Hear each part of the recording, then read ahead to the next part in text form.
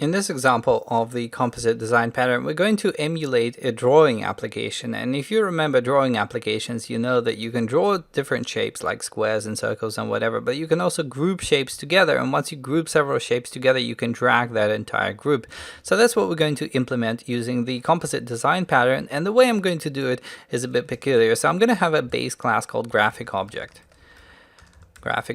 and then I'm going to inherit from this class, and I'm going to have a class called circle, which is going to be a graphic object.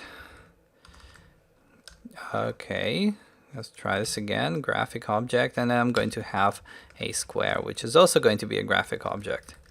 There we go. Okay, so now the graphic object will have certain properties, and now have both properties as well as public fields as well. So we may have a public string color, for example, for the color of that particular shape, but also we might want to have its name. So public, and I'll make it virtual string name with get and set, and I will default this to group. Now what's going on here? Well, what's going on is that I'm using the root class to act as a group for any kind of member which is part of that group, so that you can drag them together and whatever. So now these graphic objects, since it's a group of things, can have an optional set of children. So for this we'll make a lazy field.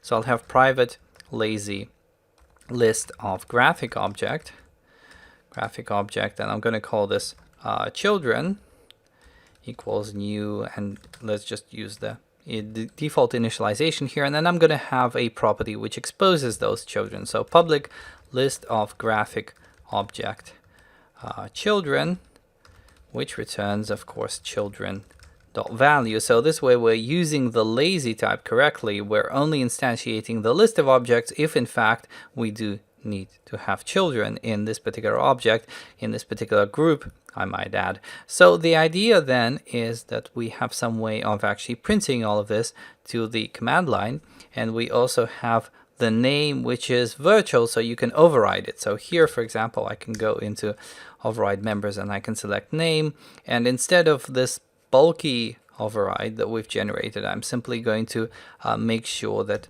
I return a particular value. So here I'm going to return circle, and in the other, so I might as well write it by hand, override string name, which is going to return a square. And then of course the color which we have will be configurable from the client. Right, so let's implement some sort of toString for the entire graphic object. We can just implement this in the root here. So I'm going to override toString, but we need to find out the depth, because we can have groups containing groups and so on to infinity. So I'm going to also delimit depth, so I'm going to have an overload of sorts. So I'll have another method here, private void print, which is going to take a string builder where we're going to have a textual representation of whatever it is we're building, and we'll also define the depth of our tree, because we're essentially building a composite tree of objects. So here I'll make var b equals new string builder, like so. I'll pass string builder into print with a value of 0, because the default level is the top level, so that's going to be 0, and then I'll return sb.toString, like so, and that's that. So when we print the object, let's take a look at the kind of things we're going to append to the string builder. So first of all, we'll make a new string indicating the indentation. So I'll just use asterisks for this one, and I'll use the depth variable to indicate how deep we are in the overall tree. Actually, this should be a character, not a string. Okay, so after this, I will append the color, assuming that we do have a color, because a group, for example, doesn't have a color. It doesn't make sense for the entire group to have a particular color. So here I'm going to append, and I'm going to say if indeed there is a color. So if there is no color, if the color is null or white space, then I'm going to return string.empty here. Otherwise, I'll just put color here, and I'll put a space at the end of it. So that's the color. And then I'm going to append the name. So that's going to be append name, like so. And after this, I will append each one of the children. If it's a group, it has a bunch of children, so we can append those. So for each var child, let's actually jump to the right location here. So children, so for each var child and children, what I'm going to do is I'm going to call print recursively, but I'm going to increment the depth. So I'll say child.print, SB, comma, depth plus 1.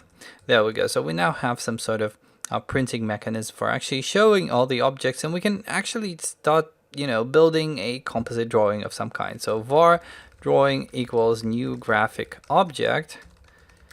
And here I'm going to give it a name. So I'm going to say that the name is going to be my drawing, like so. Drawing, and then I'll add a couple of objects to it. So I'll say drawing.children.add. And if you don't like accessing the children directly, you can add helper methods, such as add child, for example. That often is done in the real world. So I'll add a new square where the color is going to be red, for example. And then, in addition, let's see how you can complete the statement. There we go. I'll duplicate this, and I'll add, let's say, a circle with the color equal to yellow. Now, we're going to take this drawing and we're going to add a group to it. So I'll say var group equals new graphic object, just not giving it any particular properties, but I'm going to add a couple of elements to it. So I'm going to say group dot children dot add, and I'll add a new circle. Let's have a blue circle.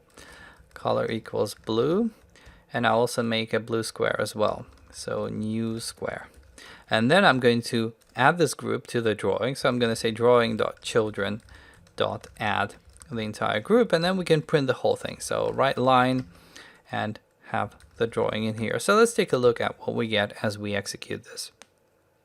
All right, so as you can see, we forgot a couple of end lines. Let's just add those briefly. It's all looking rather weird, so this has to be an append line, I believe.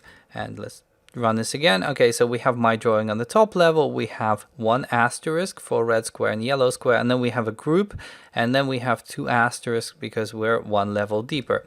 So this is a small illustration of how the composite design pattern looks in practice. So you basically have an object consisting of objects, potentially objects of its own type. We can also make these composite objects lazy in the sense that if you don't need a list, then you don't get a list. You don't even initialize it. You don't call the list constructor because we wrapped it in a lazy object. And then, of course, you can recursively iterate these structures and print out the results in this case.